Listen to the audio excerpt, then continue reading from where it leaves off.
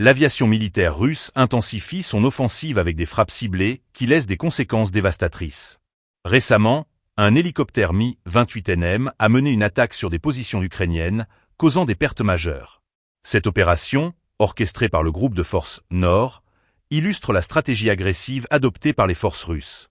L'équipage de l'hélicoptère a utilisé des missiles aériens pour frapper des cibles spécifiques, touchant à la fois le personnel et un bastion ukrainien. Après avoir lancé l'attaque, l'équipage a effectué une manœuvre antimissile, libérant des pièges thermiques pour éviter toute interception avant de regagner son site de décollage.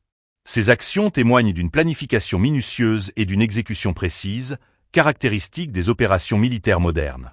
Les données fournies par le ministère de la Défense indiquent qu'en une seule journée, l'Ukraine a enregistré jusqu'à 150 soldats tués, ainsi que la destruction de 3 chars, de 2 véhicules de combat blindés et de 6 voitures.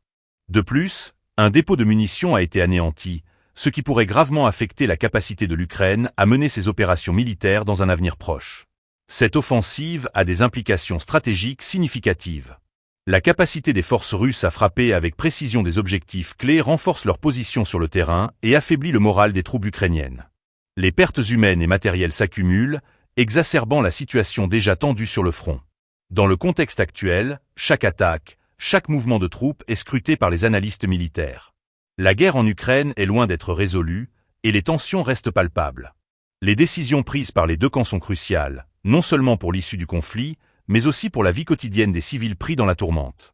Les forces ukrainiennes, malgré leur détermination, doivent réévaluer leur stratégie face à l'escalade des frappes russes.